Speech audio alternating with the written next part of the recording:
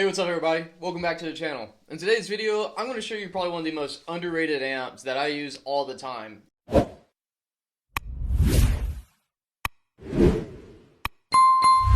Before we get started in today's video, I just got to give a shout out to my Patreon members. Thank you guys so much for supporting me in the channel and making these videos possible. I really do appreciate every single one of you, and I'm just grateful for all the support and love. If you're interested in supporting the channel, consider the Patreon link below in the bio or snagging some sweet merch. I've got new hats, I've got a shirt that's coming, mine's not in the mail yet, and then I also have the sweet coffee cup. Now, I am trying a new way of micing the room today, so instead of doing everything through the Tonal Pro, I have two room microphones. So as we watch this video, give me some feedback if this works for you. And with that, let's get started. Alright, first thing I'm going to do is create a new preset. The guitar today is a Brinson Telecaster. This guitar is actually for sale, so as we go through, if you enjoy the way that this guitar looks and sounds, you can actually get $250 off by using the promo code in the description. And there'll be a link, so if you're interested in snagging this exact guitar, that's where you'll find it. Alright, so the amp we're going to use, I'm going to do this in two different ways. First, I'm going to drag and drop just the amp head, and then I'm going to do the Fender cab, and then my own impulse response. So that way you can hear, you can hear it as it is stock, but you will also, if you have purchased the Super Duper IR, I'm going to show you how to dial it in for both. And then if you have a preference of which one sounds better, feel free to grab the Super Duper IR, and if you use my promo code, you get $2 off, and you support the channel. But the amp we're going to use is the JC Clean. I think that this is probably the best clean amp on the Tonal Pro. So first thing we do, we got that in. I'm going to add in the 2x12, and I don't think it'll allow me to have both. So we'll do this. We'll do parallel programming real quick, and then whenever I go to upload this to the cloud, I'll clean it up. Alright, so the first thing we're going to do is we're just going to work on what's stock on the Tonal Pro. So I'm going to go ahead and this is muting the impulse response, and now we're only using this. So, one thing, what I need to do real quick, and I hope Fender fixes this, go ahead and increase.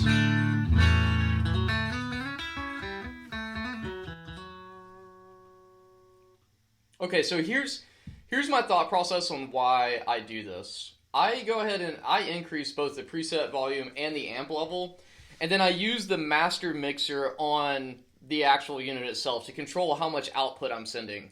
There's three different ways to control volume in the Tonal Pro, and if you're not really paying attention, it's super easy to shoot yourself in the foot. And also, I find that when I control it this way, I get a lot more even changes in between my presets. And then I just use the amp level to dial things in specific. But that's a lesson learned that you can learn from me.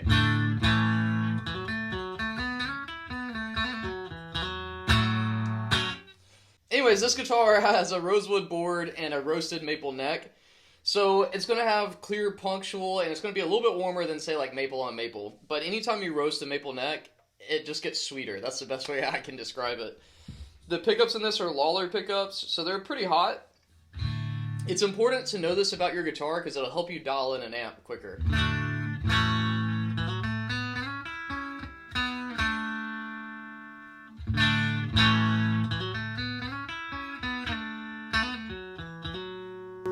Alright, we'll leave that there. We'll push volume a hair. I'm just putting this.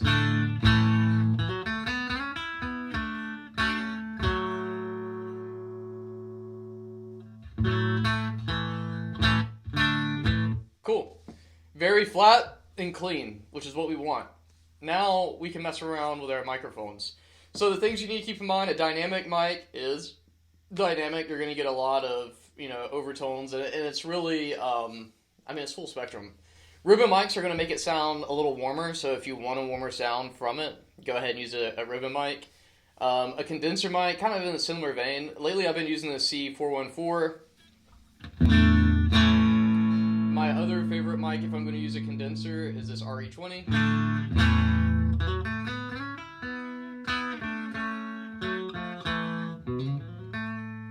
And you can hear all that's really doing is taming some of the high ends. This MD421 is also really good.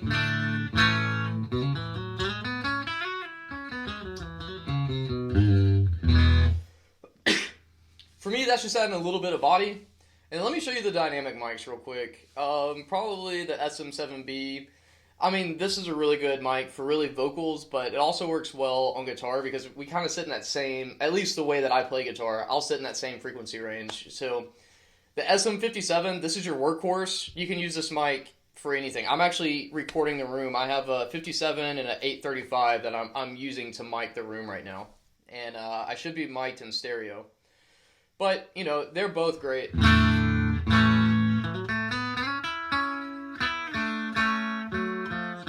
If I had only one microphone that I had to use for an entire band, it would be a 57. A 57 does everything you need it to. Next thing we're going to do is we're going to cut it. We're going to cut our frequencies. I'm going to actually do, let's do 7.3.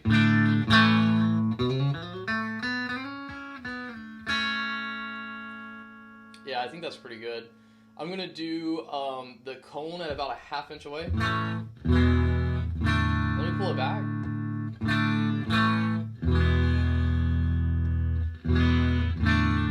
Actually, I like where it was originally by default. Alright, we'll keep that there. That's a really good starting place. Now I'm going to dial in the amp with my own impulse response, just to show you how easy this is, and it really takes the guesswork out of it. So first thing I'm going to do is I'm going to pull the volume back from the cab so you can hear. No sound, but I'm going to go ahead and boost this up. Yeah, it sounds so good. I'm going to do my cuts here, and I'm going to pull this down.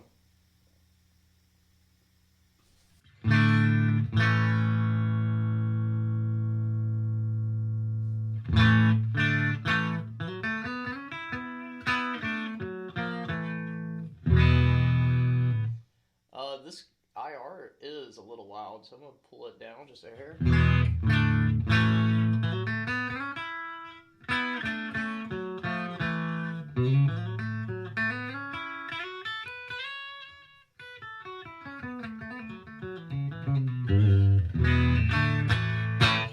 Sweet. So, you know, you don't have to use a custom impulse response to get a great tone. Here's what I like about using my custom impulse response, though, is that it really takes the guesswork out of it. The way that this impulse response was created, and this isn't the only one that's doing it, but this is the one that I'm affiliated with and that I use personally. This is replicating using a bunch of different microphones and then using some EQ tricks to really allow the amp to feel like it's in the room with you. Because you got to keep in mind, we're capped at the sound of like putting a microphone up to it, and that's what we're using. Whereas this is trying to replicate, hey, I got a deluxe reverb and we crank it on, right? So I think for this preset, I'm going to remove the stock cab. Now, if you are following along and building this on your own, you can get by with just using the stock stuff on here. The stock stuff is great. Just look at the cuts that I did and then dial it into what you enjoy.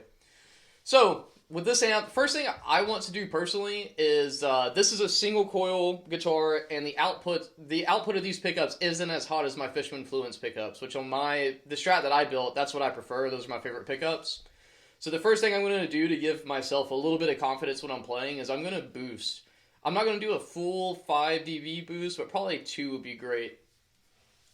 Now let's hear it. That's actually a little bit too much. Let's pull it back even. Let's get a ½ dB.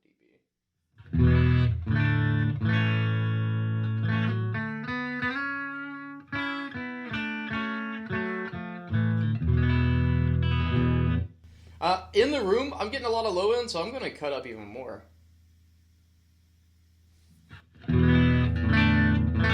There we go. Now, with my ear, I don't know how these microphones are going to pick it up. You should hear exactly what I hear, but you're not getting the air movement that I get, right?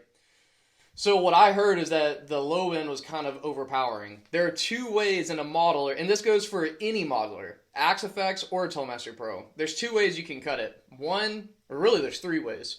One is you can come in and you can pull out the bass, but see, I already pulled out some bass, so I want to go to my second area. Second area where I know there's a lot of low end is the impulse response. That's probably why I like this so much, is because it has a rich low end. So then I'm just going to cut up to 200 hertz. That's great. The third way that you can do this is if you go into your settings and if you go into EQ, you can see I already run a low pass because the Toolmaster Pro is just super boomy. getting into learning where the guitar sits frequent wise, it's just you got to use your ears. And I studied this in school, so I got an idea of like where my sweet spot on guitar is. So you're not going to miss out cutting 200 hertz. Honestly, you could cut up even more, and you really won't hurt until you get up into like the 300 to 400 range. Don't worry about having to go up that high. And again, this is just me being an audiophile. So the next thing we need is reverb, because I will not play a dry signal. I always have reverb on everything I use. The reverb I've been using a lot, both in like writing and recording and also just jamming out, is, dude, the large hall is just so dang good here. But I know I need to pull back my decay. I'm going to pull back my hall size a little bit, and I might bring it up in the mix. Let's see.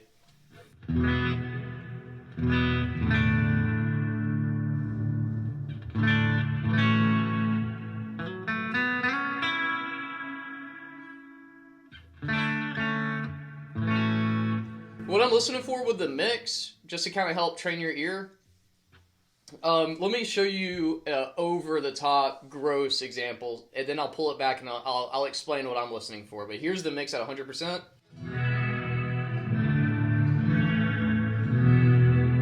There's no guitar signal in that. It is just reverb. If I go to 50-50,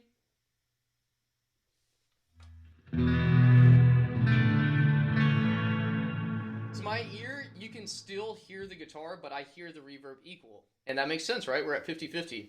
So the way that I like my reverb is, imagine this is my guitar signal. I want that reverb just there to push it up just a hair. It's not, the level shouldn't be here, the level shouldn't be here. For me, my reverb is here. Enough to let you know that it's there, and enough to give you like confidence that when I finish playing something, I hear just, I hear the reverb. So for me, every rig is so different. So take these numbers with a grain of salt and use your ears. Your ears are more important than the numbers I'm telling you. But I'm pulling mine back to 20%. You hear that? That nice taper? That just gives me enough of, just gives me like a little bit of, I don't know, it's like a safety blanket. Shit feels warm, Alright. So we're going to keep reverb on. Let's think about the other things that I will need in this. Actually, I don't know why I clicked this. First thing I need, in every rig, I like to have some type of boost or some type of drive pedal. My favorite pedal in the Tonalmaster Pro is literally this clon. This clon is just so good, man.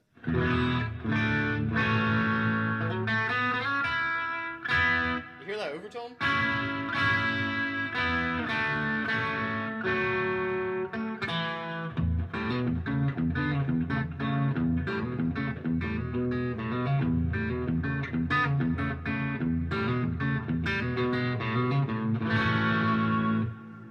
I'm just going to pull my treble back just a hair. And I'm going to pull my gain back just to clean it up a little bit. I want this to be not quite edge of breakup, but I want it to still have a little bit of grit, but I want it to be more on the clean side than on the gritty side.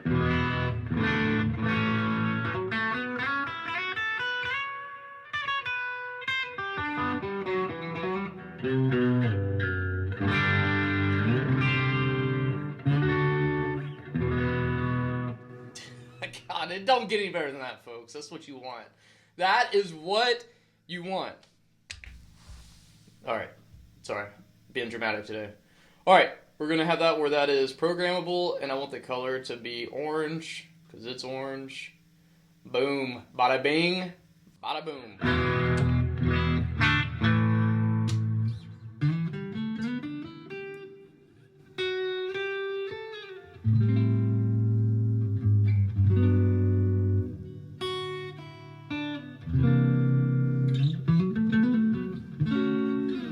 Feels good, people. If you know that song, that's How Does It Feel? D'Angelo's the man. Alright, next thing we want, for this to be like an all-in-one rig, and that's kind of what I'm programming this out. So if you jump on a live stream and you see me having this guitar, my idea is that this is the rig that I'll play, because I already have it dialed into this instrument. And that's kind of my approach in general, folks, is I like to have rigs that are like, this can do any song that I want to play, but I like to have a rig per guitar. Now, a lot of my rigs, I can play like 2 or 3 different guitars on it, and it sounds great because the pickups are so similar. But I really recommend, if you're really trying to master this, like obviously you're watching this video, so you're obviously trying to learn, make it a habit of developing one rig per guitar, just to kind of get in the habit of creating these rigs. Like the whole reason I can do this so easily and so fast is because I've done it a million times. I know how this guitar is going to respond. I know what I want out of it, and the only way you get that deep understanding is to create, and listen. So, with that in mind, I know without a shadow of a doubt, I'm going to want some distortion. Some distortion, to quote Greg Koch, which is one of my favorite players of all time. There's two really good pedals on here that give you unlimited control and flexibility of your distorted tone. And that's the Maximus Drive and the Pugilist Drive. The Pugilist Drive is a Fender pedal, and there's a whole YouTube video dedicated to just this pedal that Fender put on that is amazing. And everything they talk about on that pedal video applies here. But I'm a sucker for this Maximus Drive, so that's what I'm going to use. I typically, if I'm doing this myself and I'm not shooting a YouTube video, I'm using my fat fingers, hitting it, turning the dials. So it's a little bit more challenging on the computer because, you know, I use like this crazy mouse trackpad thing and I have to go like up and down and really get it dialed in. Maybe it's easier with a spin wheel or whatever. But you can do this with just the unit. Don't feel like you have to have the software. I just use the software because look at the YouTube video you get to watch, right? It's a lot easier for me to show this on it. But here's a couple of things that I really like about the drive pedal, the Maximus Drive. So I can do two things. One, I can program this that whenever this turns on, it's going to shut off my boost pedal if I want it to. Because the drive pedal has a boost built in, and you can control how much boost is coming in. But really the thing that I enjoy about this pedal is I'm used to coming into, like the tube amp that I have is my 65 Deluxe where I have a low and a high. I don't have control of the mids. And I have only played the Rat's Bane distortion pedal. That was the pedal I got before I got into digital. And I am not used to being able to control bass, treble, mids, boost level, mid frequency, and how much I actually want it to shine through, resonant. Like, I'm not used to all this stuff. So when I see it, I'm like, you can control all that? So let me just dial this in real quick. Let's see. I'm going to dial this guitar in for like a Tool tone.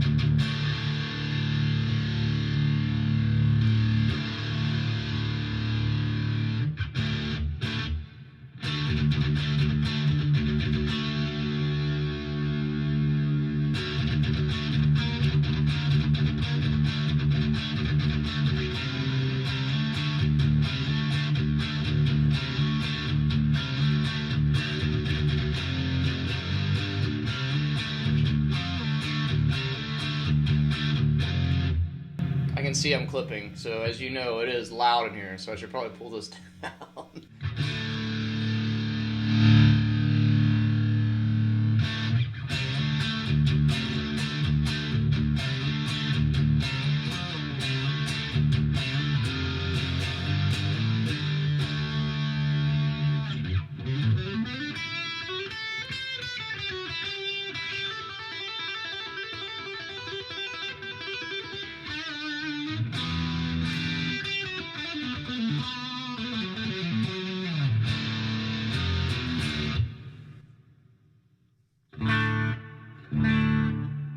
Okay, let's do this. Let's pull this back.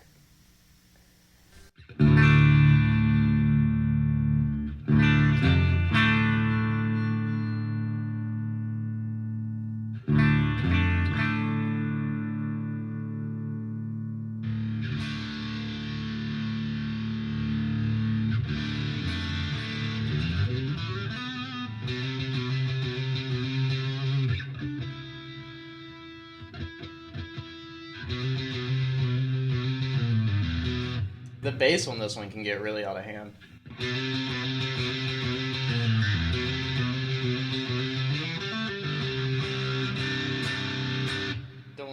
monetized.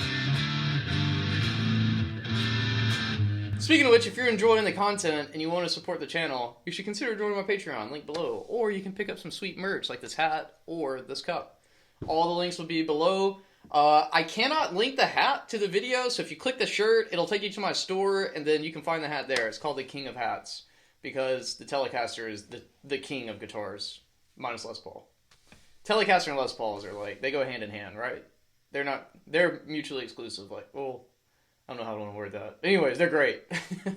Those are the two kings of guitar, or queens, because I think guitar is feminine. Alright, that is there. Enough of that.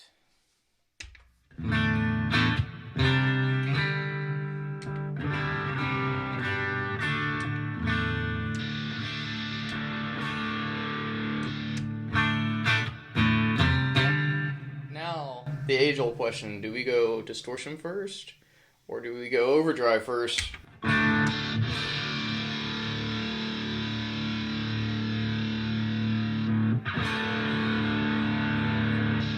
For my ear, that.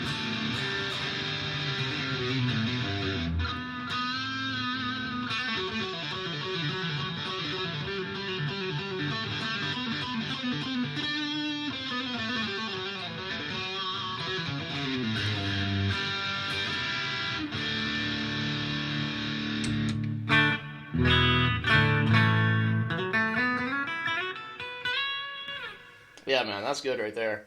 I would say the only thing we need to add is probably a wah pedal. And then I'm ready for Tools Day. A wah pedal and delay. So what we're going to do is go to Effects, go to Filter and Pitch, Custom Wah, wah, wah, wah, wah. Toe switch we're going to turn on. Oh yeah. Now, next thing we need to do is Expression 1 and make it position. Then, let me see, we call them up in here. The inductor type, I like the halo, don't ask me why. I messed around with it, and that's what I came up to really enjoy. And then we're going to do low mid, is what I enjoy.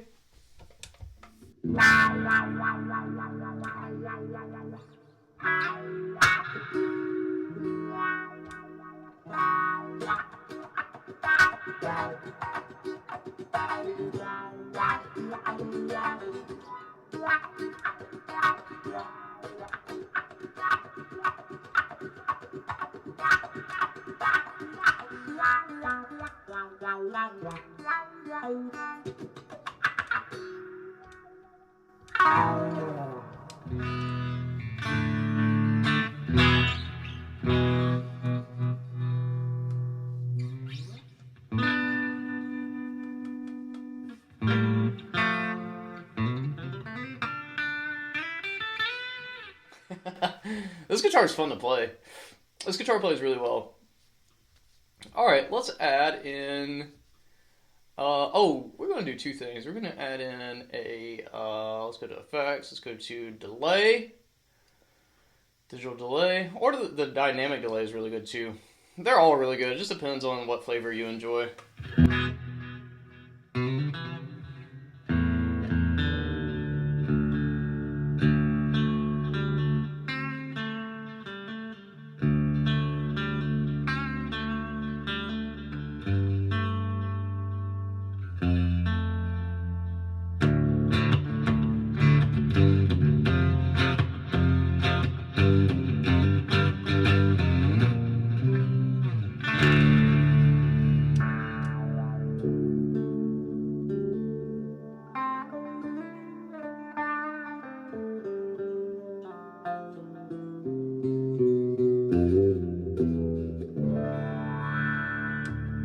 That's why we program the wah the way that we do.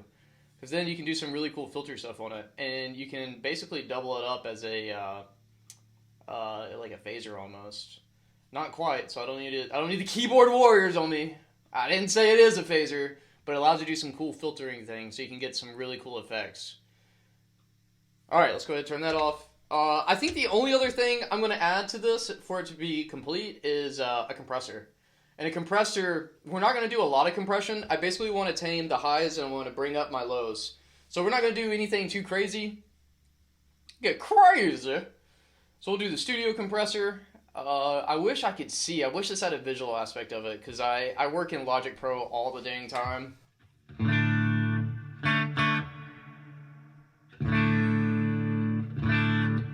Okay, let's pull back our threshold a little bit. Does it allow me to do like a 2-to-1? Oh, yeah, yeah. So we'll do mild compression, so we'll do a 2-to-1 compression. We'll pull back the attack. We'll leave the rest, looks pretty good. All right, now let me hear it.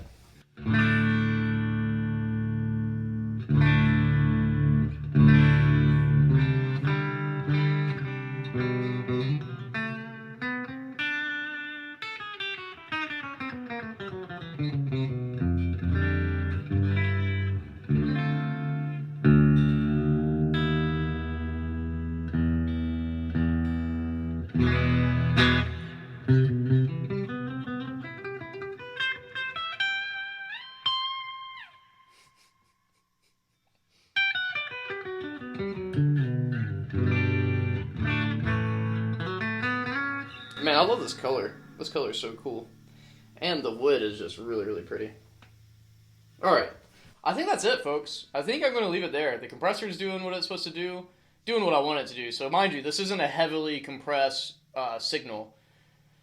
We've got delay going into our boost. And the whole idea is for my boost to act as like a secondary compressor, right? Like it's going to take that sound and just boost it up a little bit.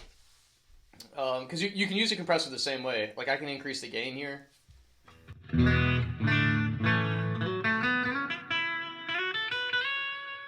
You know, sounds pretty good. Then we're just got that secondary here, and it's not a lot. I think I've got it, yeah, on the bare minimum, 0.1 decibels.